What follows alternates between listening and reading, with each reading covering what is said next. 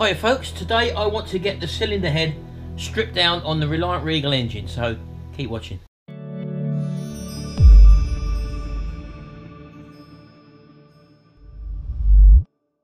Right, well as you know we've got the bottom half of the engine sorted out now, and I want to get this top half all cleaned up and taken apart and refurbished basically. I've got to change the valve stem oil seals which live underneath the actual valve springs themselves. So first of all, I've got to remove the valves out of the head, and to do that, as you can probably see here, we've got the valve springs which are very stiff, and in the top there you can't see them at the moment, but there's little locating, they're called collets. They're little half semicircular pieces of metal that actually sit under the head of the valve, and they stop the spring from basically going pinging out, because that is the top of the valve there, as you can probably see there.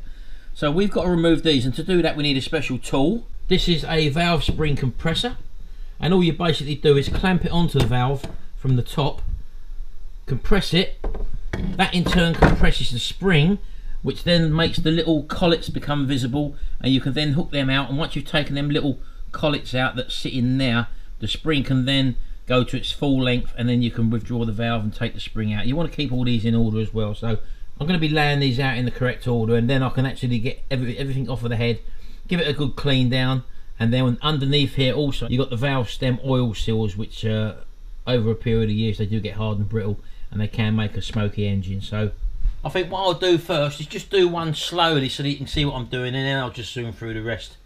Probably put you on time lapse for that one. So this is how we start. First of all, this is an adjustable tool because cylinder heads come in different sizes obviously. Now ideally, if you can probably see underneath there, those are the valves where they sit in the cylinder head. So what we have to do is this needs to go over the actual valve. I don't know if I can show you in. Let's try and get you a bit nearer. Now these can be a little bit awkward to operate, so what I'm going to do first of all is clamp the valve in the machine. Right, so we're nearly there now.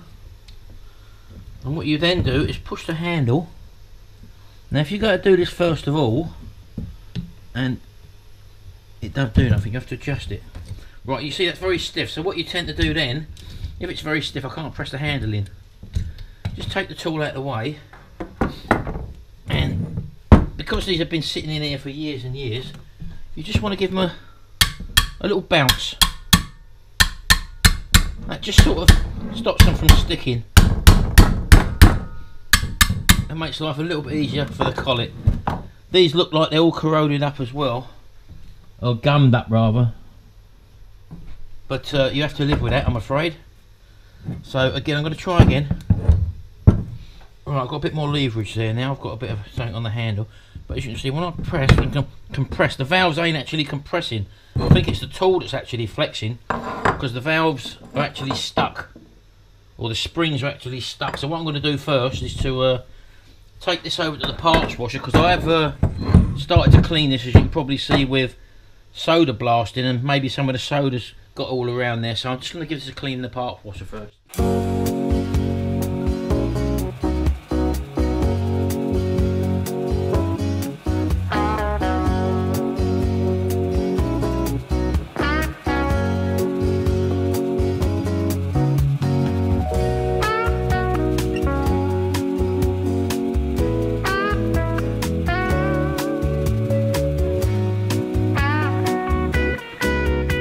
Okay, we'll try that. This Britain brush turned out to be no good in there, not for paraffin as I was told. It did say on the package apparently that you can't use these with paraffin, but I just picked it up knowing it was for one of these, and you naturally assume that it was for that, so there you go. Right, okay, here we go again. After a bit of a clean, we'll give them one more tap just to agitate them.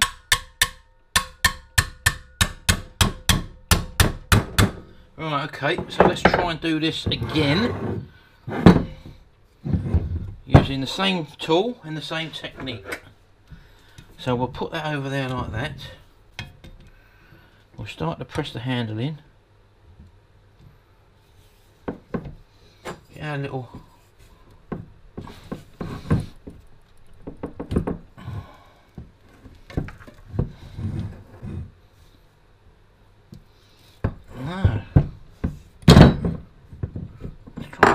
further. Still didn't compress. I think the tool's bending.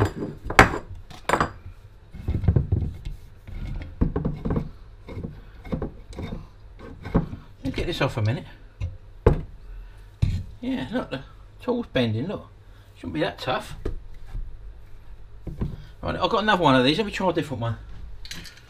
Right, this is an older one. Let's try this one.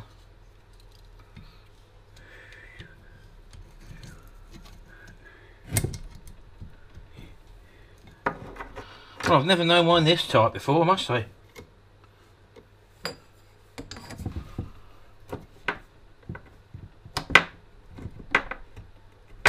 No! Well, I don't really know what to say about it. Normally they come out easy, just to compress that little spring. I'm just going to spin that head round, just in case we've got a problematic valve, and now me, it could be that, couldn't it? So let's try the one the other end. This one first.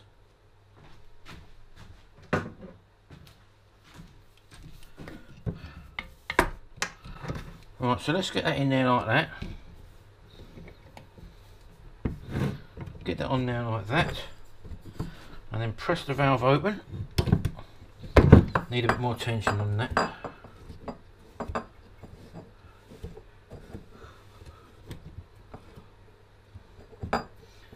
Like that. And then press it.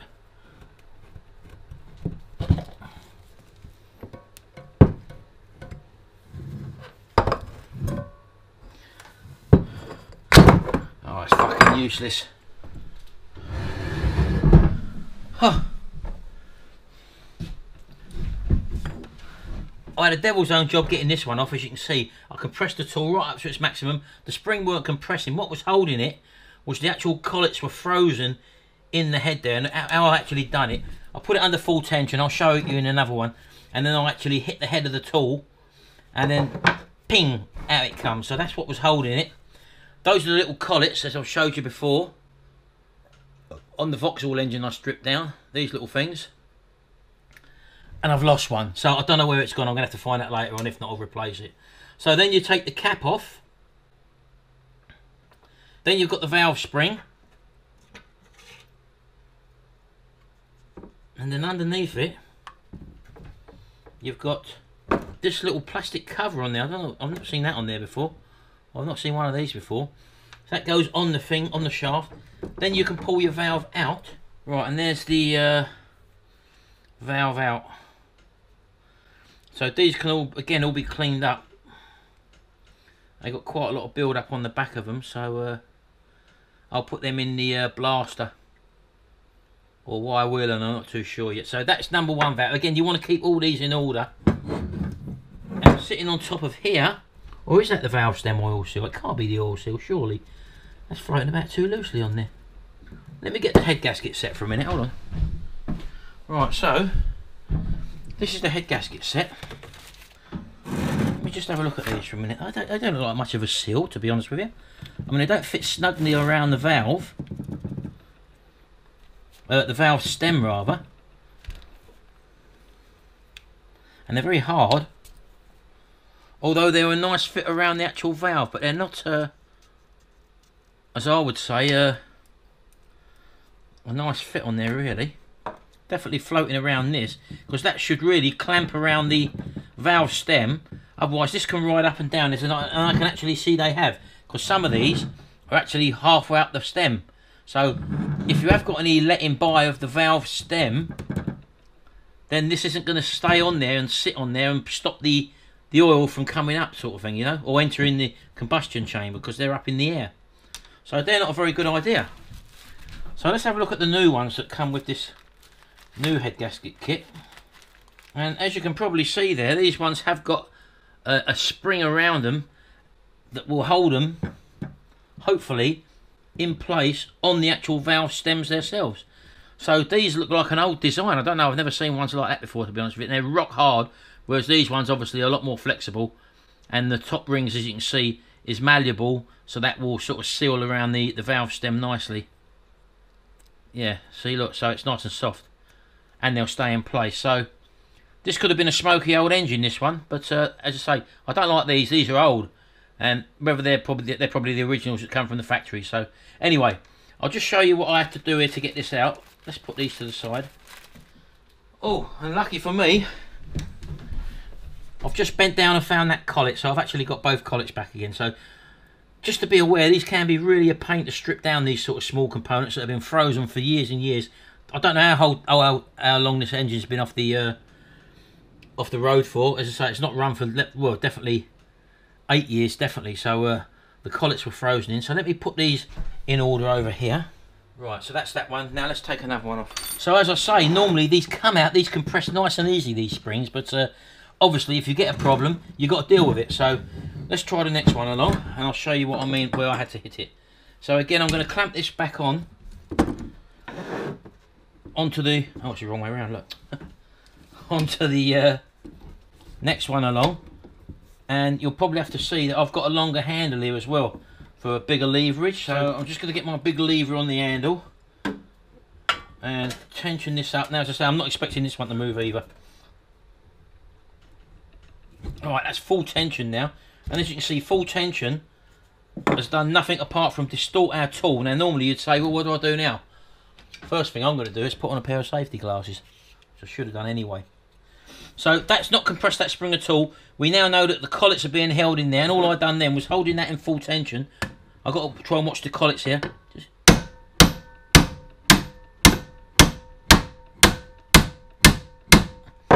see, even that one's not moving right yet, so I'm just going to take the tension off again and do it again. Let's try that little handle.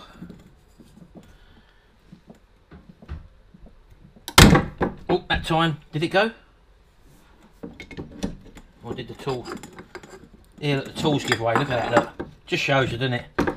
When things are against you, this is the sort of thing that happens. Look, the rivet on the tool has snapped. Look. How about that? Now, normally, it's at a stage like this that normally you'd give up. But we can't give up. We have to go through and know how to overcome problems. So, I'm going to have to put a nut and bolt in there, so I'll see you in a minute.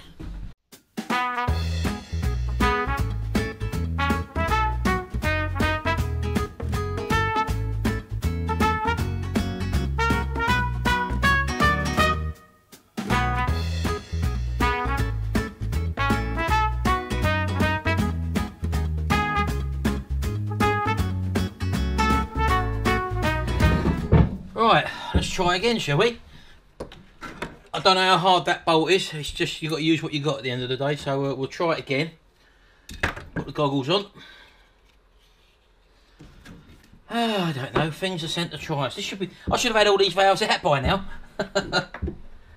Right, so let's put that there. Right, try again. Right, that's on. Now hit it like this. There we go. Do you see that drop out? Now the other one should be in there still, and it's stuck in there, so I should hopefully be able to pry it out. Normally these just drop out easily, so you don't normally have this much hassle with these, I tell you. Let's just try and give it a little tap again. There we go. So that's what I've had to do in this case. Now you shouldn't normally have to do that. All you do is just tighten the spring up like that. That's how it should look. See how easy that's going now, look. But the collets were stuck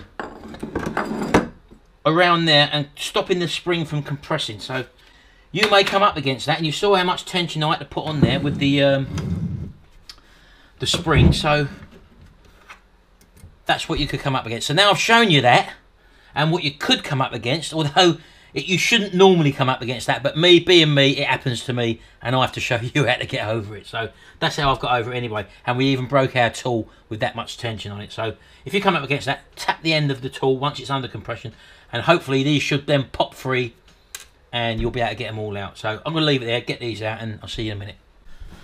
I brought you back in again. I was going to leave it till the end, but I come up against more hassle. One of them was that bolt that I put in. As I said to you, I didn't think the tensile of the bolt was any good. That actually snapped on the next one. So I haven't got any high tensile bolts. Sometimes you just got to get over and do the job. Now I could have packed all this up, then gone out and tried to find a high tensile bolt, wasted hours and hours, And at the end of the day, you've got to get on with the job with what you've got. So I found something else with the same diameter.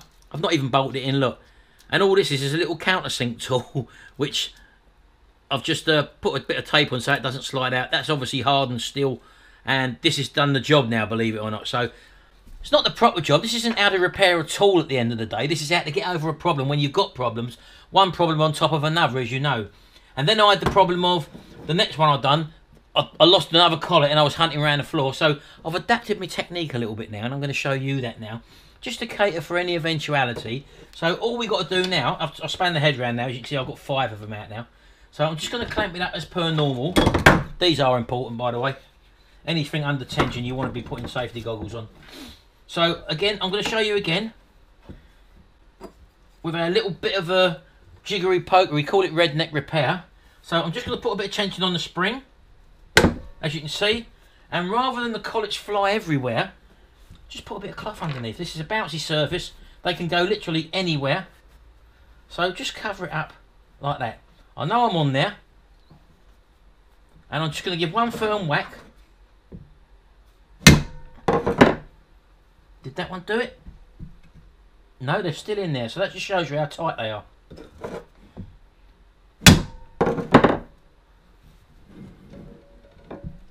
Would you believe they're still in there? So I'm going to take the tension off. And I'm just going to add a bit more onto the tool. Make sure that's located on there as best you can. Cool, you see the effort I had to put into that one this time. So again, cover it up. I don't want that collet flying out. That must have got it, surely. There we go.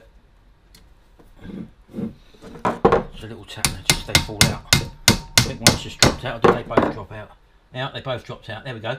This way, I'm not hunting over the floor for them. There we go. There's the 2 collets. And you see how hard I had to hit that? The compression of the tool was actually distorting the tool. It's under so much pressure.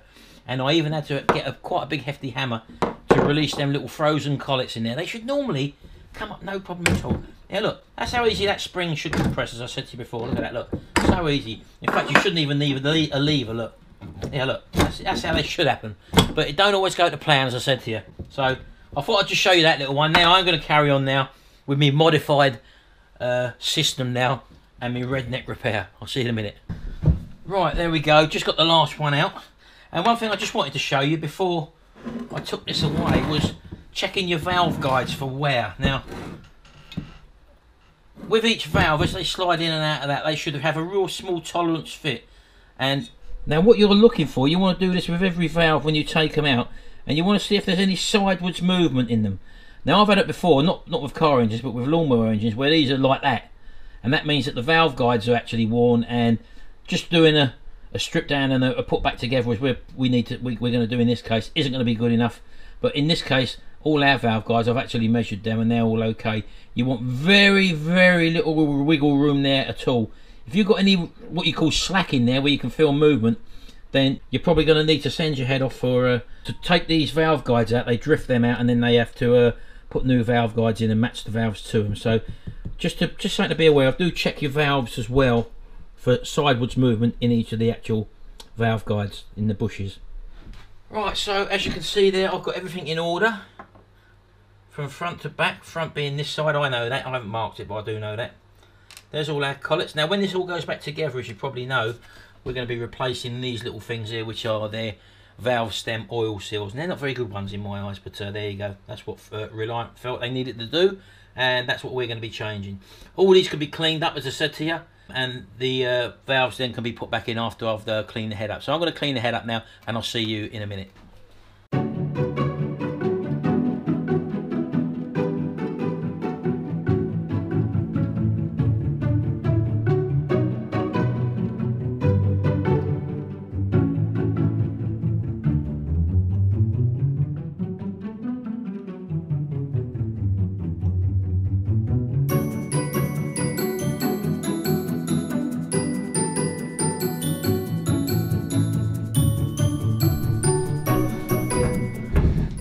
Right, okay then, so I've given this a bit of a wire brush now. Now, it's quite pitted. I'm not too happy with that, to be honest with you. I mean, I could just go ahead and whack it back on, but it'll be prudent for me to at least see if it's square.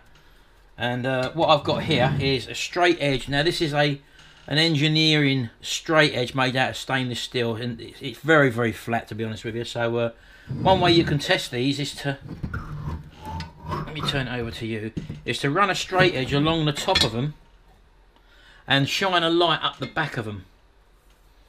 Let me go and get a light and I'll show you what I mean.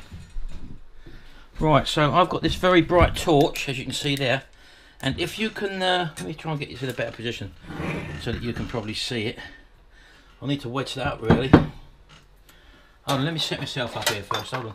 Right, okay, that might be a bit better. So if you run a straight edge, basically along different parts of the head, in different orientations, including this orientation as well, and what you want to do is to get a bright light and just stick it behind the spirit level, sorry, the straight edge, and where, not in the barrels there, not in the actual head itself, where the head meets the measure, you want to shine the light behind it and see if there's any light poking through. And if there is, that would indicate a warped head. Now I can take this along here, and there's no light shining through there whatsoever. As you can see, look, go all the way along. And yet diagonal, I can see some light through there, and I'm just going to turn the lights off. Wait there. I'm going to try and get you through to show you what I'm talking about. Can you see the thin ray of light there? Look, just coming through. Well, that should be totally flat.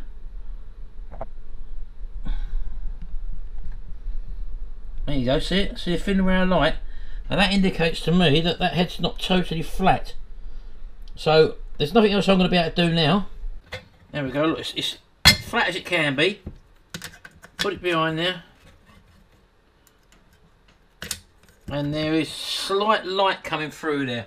I don't know if you can see that or not, but we have got light coming through. So not on that plane, but across the head that way. And it just so happens that this is the rear of the engine. Let me turn the lights off. Right, I hope you saw that. Now it just so happens this is the area where the light was, and it just so happens that this is the rear of the engine, the front being where the thermostat is down this end, as you can see. And this is where we had all the corrosion and blocked waterways in the block, if you remember rightly, which shows it had poor circulation around there, circulation around the rear of the engine, and that could have possibly warped our head. So just shows you a little bit of investigation, a little bit of common sense there. We've actually found an issue just by doing our little checks with a known straight edge across certain points of the head and shining a bright light behind it, and we found a little issue. Right, well, there's nothing really more I can do here now. All I'm going to have to do is to take these studs out as well, and also probably that spout there, because when you're going to take something to get machined, they lay it on a flat deck, and for them to do stuff like this costs you more money as well. They want you to take all that sort of stuff out. So I'm going to end up taking that out. I'm going to ship this down to an engineering shop and get it re-skimmed, and then obviously put it back together. So that's really all I can do in this video for the moment. I hope you've had a little bit of an insight into the head of a Reliant Regal or Reliant Robin, and the sort of crappy little valve stem oil seals they've got on the original engines. And so if you have got a smoky one, there's a very good chance that it will be the valve stem oil seals. And don't forget to check for play in the valves as well by wiggling the valve from side to side in its bush, in the valve stem, because I think they're bronze, these bush guides, and they can be replaced, but obviously it's no good you rebuilding the engine, putting them back if you've got a sloppy valve. Well, I was going to say that, but I thought I'd just show you this. This is one of the water outlet pipes from the cylinder head. I've just undone that, or loosened it off in the vise. You have a look how many threads this is held on by, look. It's loose, I've literally given it one turn, look, that was it, look. Can you just see that? Now that's obviously come from the factory like that. And in there, I think it's threaded, but it's just not been screwed in properly. So that has obviously been just like that. There, literally half, one thread that was held on by, look. And that's why sometimes you have to strip this stuff down and just find out what the problem is, or if there's any other problems with it. I've seen so many other people just get an engine, start it up, and then fit it to a fully refurbished vehicle, and then just sort of take it for granted that everything's alright. But that, unbelievable. I don't know. This is just the things you come up against when you strip something right the way down. And to be honest with you, if you're doing a refurbishment and you're doing a simple sort of engine like this, you might as well strip it right the way down, because it's not a complicated beast to work on, although you can come up against some problems, as we have done, due to again being stuck. If this engine was a runner, chances are we wouldn't have had the problem with the valves, the way the collets, getting the collets out. But something that's been standing for years and years, untouched, unlubricated, this is the sort of things you can come up against. But I mean, that's never been in properly. That was one turn that's undone that. Anyway, hope you've enjoyed this video. I'll see you in the next one, and until then, bye for now.